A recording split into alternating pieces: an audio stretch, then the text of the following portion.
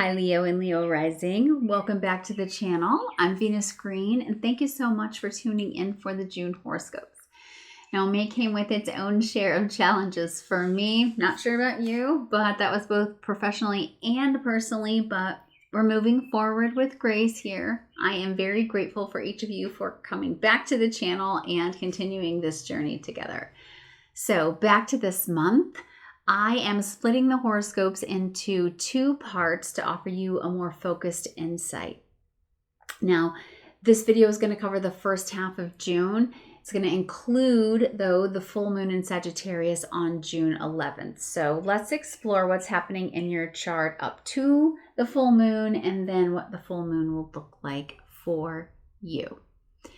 Well, your chart ruler is the sun. It's traveling through Gemini in your 11th house of friendships, community, and long-term aspirations. So this placement energizes your social world.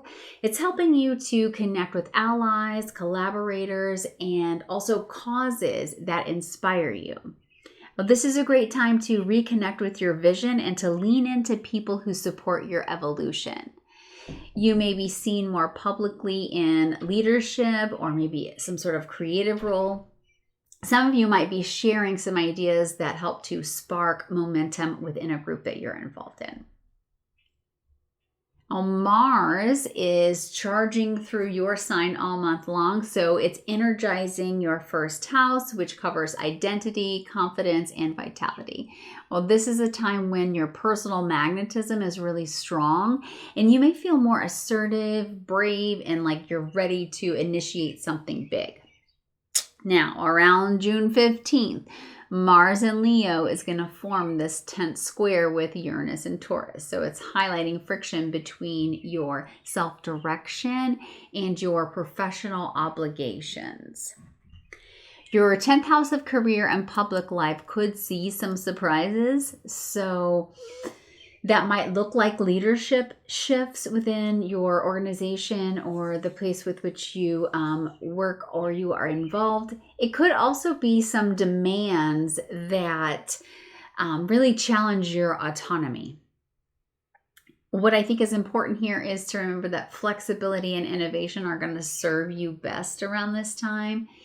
If you're pushing against a ceiling of some sort, it might be time to just break it, right? It's just where we are. All right, on June 8th, then Mercury is going to move into Cancer, and that is going to be followed by Jupiter the next day on the 9th. So both of those moving into your 12th house of rest, reflection, and spiritual development. This shift is going to pull you inward.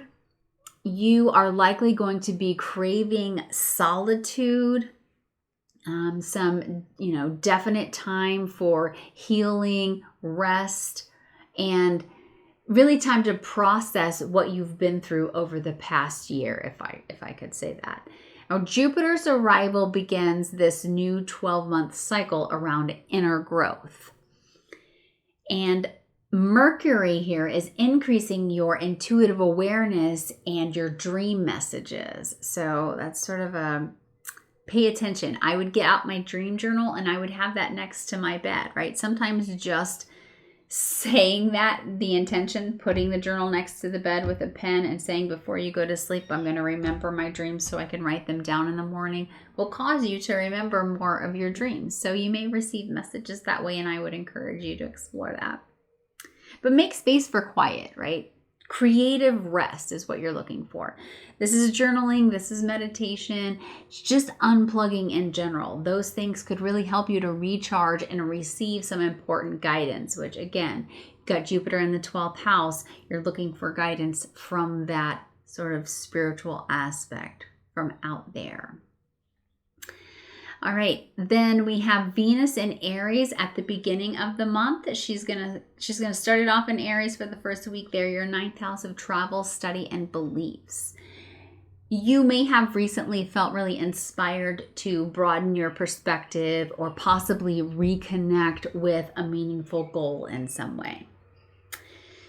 On June 6th, though, Venus is going to move into Taurus, and this is the 10th house. So it's career, reputation, and long-term success. Now, this is a really good placement for being seen and appreciated at work. I would definitely recommend polishing your professional presence, right? Giving that some really good attention, a once-over, updating. Also, attracting some attention from your leadership qualities as well. You know, what you're displaying out to the world. So be on your toes for that. People are probably going to look to you like, you know, you are sort of this voice of grace under pressure. There is this is really like the ideal time for you to ask for what it is that you need, or for you to be able to cultivate the support from those in authority that you need.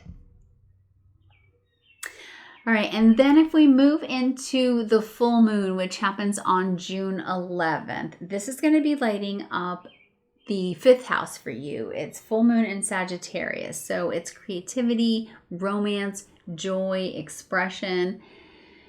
This moon is part of this Grand Mutable Cross, and with the moon opposing the sun, and then also it's squaring the nodes, one in Pisces, North Node, South Node in Virgo. So this is the 8th, 2nd house axis for you, for the nodes.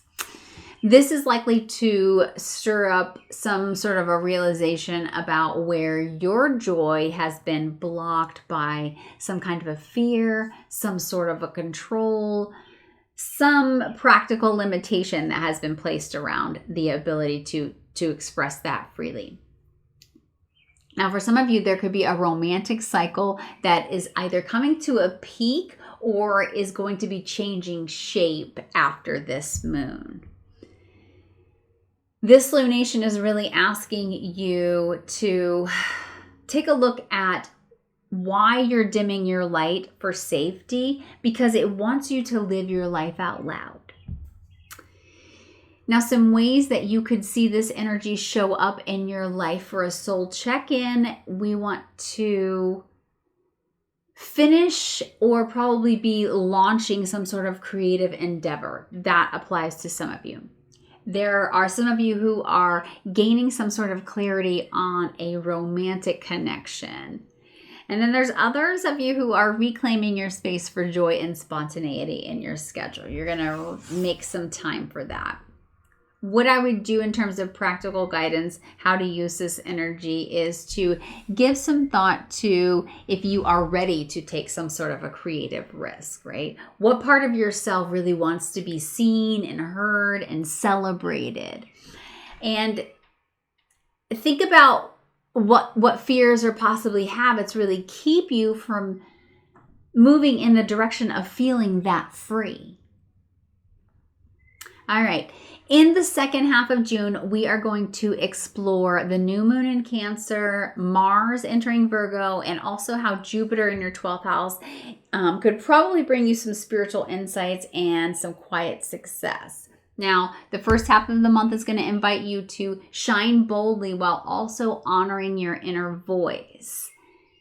If you feel so compelled, we would love to hear from you in this full moon, about this full moon, what is happening and manifesting in your life.